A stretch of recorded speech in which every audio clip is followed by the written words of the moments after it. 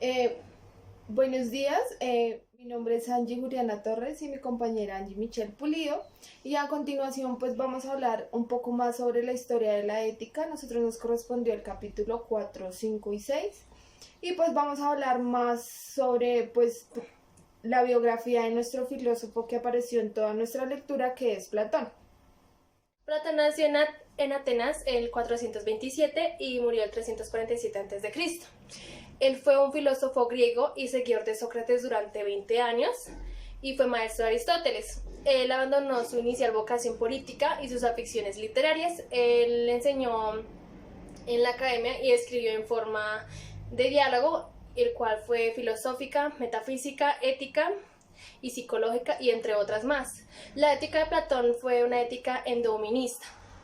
Además de eso, pues Platón fue una figura central de los tres pensadores a nivel de Europa. Platón plantea sus problemas éticos centrales en Menón, Fedón, el cual constituye un, un fondo metafísico. Platón plantea problemas de virtudes sobre el alma. El Gorgias está dividido en tres secciones. La función de acabar con las pretensiones, por lo cual se enseña la virtud. La segunda es establecer una distinción entre dos sentidos de persuasión y defiende la opinión de que la retórica es el supremo bien del hombre. Esto quiere decir que los Gorgias generan un diálogo sobre esto para saber y determinar lo de la retórica y el diálogo que se establece mediante pues una crítica de verdad y que sea realmente sostenida. Entonces, ¿a qué me refiero con la retórica? La retórica quiere decir que es la técnica basada sobre un vocablo establecido y sostenido. Refieren los Gorgias. Bueno, en sí los Gorgias es un planteamiento ético de Platón, el cual se basa en la retórica, el cual se explicó mi compañera, y moral y problema ético. Entonces esto también quiere estar basado en tener una razón para sostener y establecer de manera convincente lo que realmente se está hablando. En este paso lo que se dice y da un ejemplo que pues el público es persuadido pues en un auditorio. Luego habla sobre Sócrates, el cual nació en Atenas el 460 a.C. y murió en 399 a.C. Este fue un filósofo griego y figura capital del pensamiento antiguo. Su reflexión fue el ser humano. Fue el padre de la filosofía política y de la ética. La ética de Sócrates es un racionalista y Sócrates desarrolla un razonamiento para mostrar que la retórica no es un arte, sino una mera imitación espiritual del arte. Entonces, pues ahí se genera una controversia por lo que se está hablando, porque entonces dice que la persuasión de la que habla Platón no está rijada en un arte, sino que son las virtudes del alma que se generan para ser una persona realmente buena o mala. Entonces, esto tiene que ser apropiadamente para poder sostener lo que realmente se está diciendo. Entonces, ¿qué quiere hacer entender pues Sócrates y Platón pues entre su discurso o entre su controversia de que uno está de acuerdo y el otro no está de acuerdo? Es que realmente generar esas virtudes de persuasión y de sostener la retórica bien manejada debe estar sostenida muy bien, llena de críticas para así poder de pronto llevarla a otro nivel de enseñanza. Porque si esta retórica se maneja mal, pues se genera una controversia donde realmente se vuelven o nos volvemos unas personas inexpertas, y esto puede generar lo que se genera el bien o el mal. Bueno, ahí Calisles dice que para él el bien supremo consiste en el poder para satisfacer todos los deseos. Para Calisles tiene una posición compleja y desprecia la vida teórica, y Sócrates por sus conceptos, el cual son lo bueno y lo malo, que es una contradictoria, como dijo mi compañera, y el placer y el dolor. Entonces, pues ahí sostiene, Sócrates también pues replica que, pues el ser humano es libre de hacer lo que quiera, ¿no? Pero pues sin embargo, tiene que suplir como una manera sostenida para poder ampliar este conocimiento real. En pocas palabras, pues lo que se quiere dar a entender es que el individuo, el ser humano es libre de hacer lo que quiera, pero entonces para determinar qué es lo bueno y lo malo, tiene que ser consciente de, de una trascendencia sobre lo que realmente significa el bien y el mal. Entonces ahí entra Calicles y pues empieza pues a decir que el vocabulario es realmente moral y la razón que Platón hace es más que un diálogo de observación para determinar realmente qué es lo bueno y qué es lo malo. Discípulos de Platón, que se llamaba Apolo, también dice que pues o sea el objeto moral de la persuasión es una adquisición de poder. Entonces ahí entra a una controversia en que quién tiene la razón y quién no tiene la razón, y que el bien y el mal, porque el individuo es libre, puede hacer lo que realmente quiere.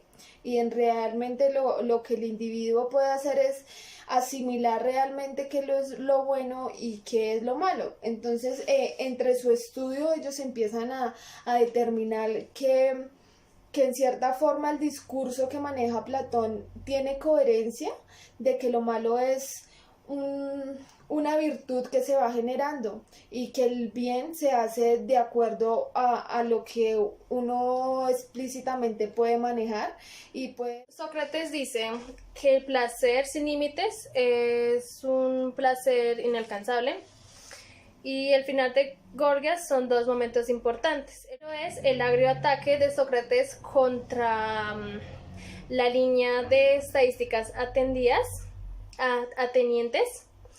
El segundo es el examen del mito religioso, del juicio y del castigo en una vida futura. Bueno, entonces la indicación que pues genera Sócrates y Caricles pues en ese concepto es que lo bueno y lo malo no puede ser un sinónimo de lo agradable y de lo poderoso o de lo penoso. Entonces también se genera pues una controversia pues para afirmar, y entonces hacia pues como lo decía mi compañera, hacia finales de los Gorgias, pues se genera una condición más allá de lo ajeno para un análisis moral. La argumentación de los Gorgias se refiere a hacer lo que quieran, o sea, que el ser humano o el individuo está hecho para hacer lo que quiera, pero entonces tiene que estar restringido. Y entonces aquí nace algo muy, muy importante, y entonces llegamos a un capítulo donde se justifica el razonamiento del bien y el mal y para que sea realmente sostenido. Y entonces vamos a hablar de la República de Platón, que pues tiene mucha controversia para poder afirmar lo que ellos pues relatan sobre la persuasión, sobre la retórica del poder, pues establecer una estructura basada, llena de reflexión. Entonces, Platón en su diálogo con los Gorgias, o como se relata el diálogo de los Gorgias, lo que quiere plantear es que tenemos que observar, tenemos que reflexionar, tenemos que analizar, tenemos que enfocarnos para poder sostener un significado de valor. El quinto capítulo luego mencionan a otro filósofo, el cual es Trasimaco, y él nació en 459 y murió en 400 a.C. Él fue un educador y sofista. Aparece como sofista en el último diálogo de Platón de la República y su diálogo es sobre la naturaleza de la justicia. Bueno, entonces Platón y la República, entonces ahí empezamos a hablar sobre la justicia y entonces aparece Trásimaco. este filósofo y entonces entra a decir que pues que Sócrates pues no ofrece realmente lo que es la definición de justicia. Entonces Sócrates dice que pues es una obligación útil, ventajosa, que genera interrogantes respecto al concepto mínimo de integrarse respecto al significado de la expresión de una lengua extranjera que realmente equivale como a un todo, pero entonces que tiene que estar basada a lo justo y la República lo que quiere pues dar a conocer es que tener un repertorio objetivo sobre lo que realmente es la justicia. Entonces la República dice que pues en cierta forma es errónea y que pues se genera una controversia de querer saber qué es lo justo y qué no es lo justo y que estamos expuestos a aquellas exigencias que pueden ser expresadas por consejos diplomáticos, por decirlo así, y que la investigación conceptuosa que se tiene es que según Trasimaco, ¿sí? Trasimaco, es tener una justicia de manera de conciencia y ser justo con lo que realmente se hace. Y ahí mismo él menciona que él no considera que justo sea lo que sirve al interés del más fuerte. Entonces, pues dicen que entonces que la justicia está basada en el que tiene más poder y no debe ser así, porque realmente la justicia debe ser para el pueblo y debe ser para el ciudadano, y que el que gobierna pues en ese sentido y el que gobierna y que tiene pues las pautas para poder sostener esta justicia debe estar basada hacia el pueblo y darle la justicia real hacia el pueblo. ¿Cómo puede la justicia por sí misma y con independencia de las recompensas ser más beneficiosa que la injusticia? Entonces ahí menciona que la justicia es el estado y el alma. Entonces pues ahí pasa a ser lo que pues Platón planteó desde el primer capítulo, en que el fedeón es el alma y que pues se genera una virtud y que tiene que el Estado ser justo y correcto, y entonces le dan como el valor a Platón de que realmente él está pues deduciendo y hablando pues lo de la realidad. Satisface las necesidades básicas que pues tiene pues el ser humano y el que tiene la sociedad civil pues para plantear estos argumentos que pues él nos está basando para crear un sistema de argumentos. Entonces, al generar un sistema de argumentos, entonces va relacionado con el alma, que genera pues independencia pues a la hora de generar un sistema justo y correcto, que es lo que se quiere plantear.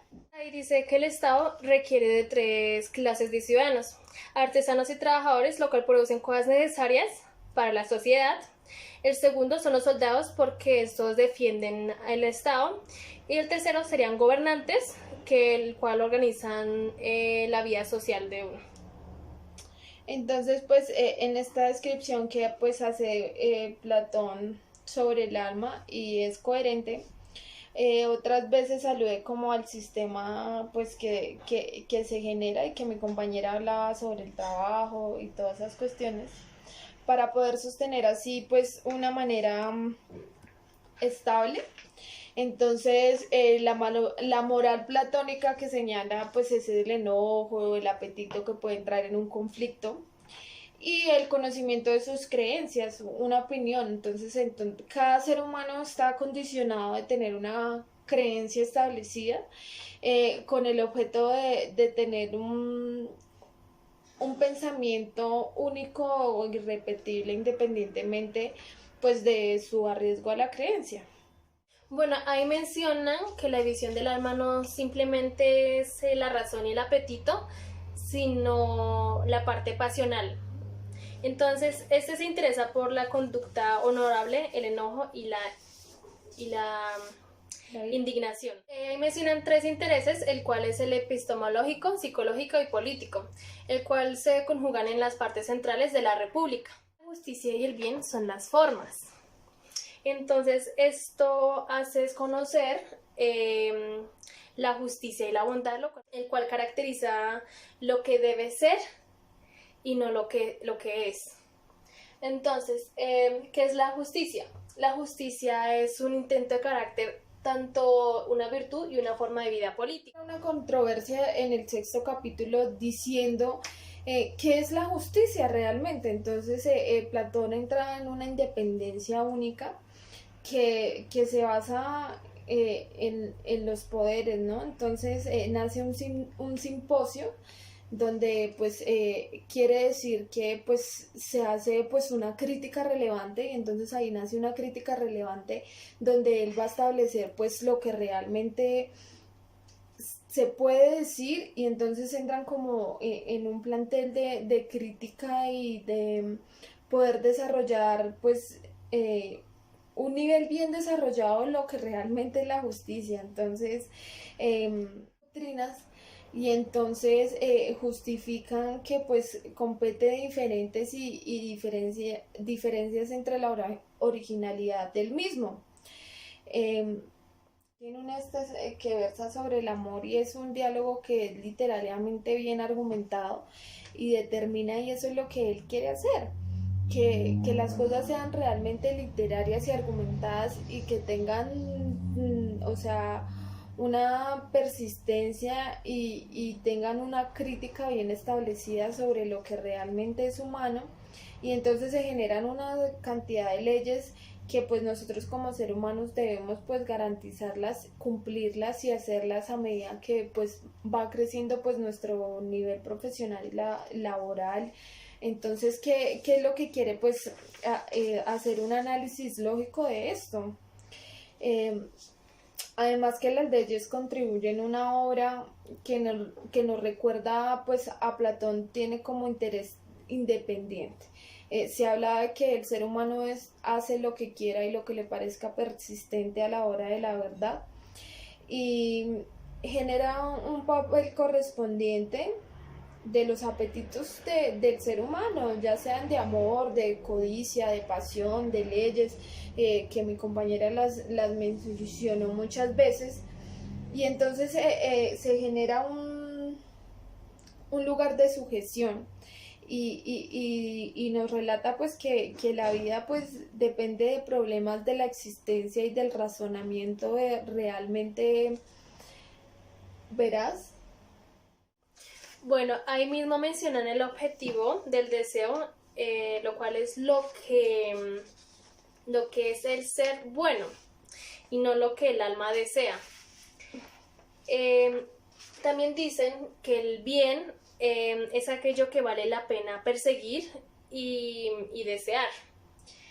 Entra una pregunta, el cual es la transformación en el pensamiento de Platón, que convirtió a Sócrates de héroe en víctima potencial. Y entonces esas son dos. La primera es el rechazo socrático del conocimiento de la propia ignorancia, y el segundo es la creencia que proporciona respuestas verdaderas socráticas. Entonces, pues, en pocas palabras, pues, Platón sostiene, pues, una política llena, pues, en cierta forma argumentada y sostenida por varios simposios, se podrían decir, donde se generan varios simposios de deducción, de reflexión, de crítica, de controversia. Y pues esto hace que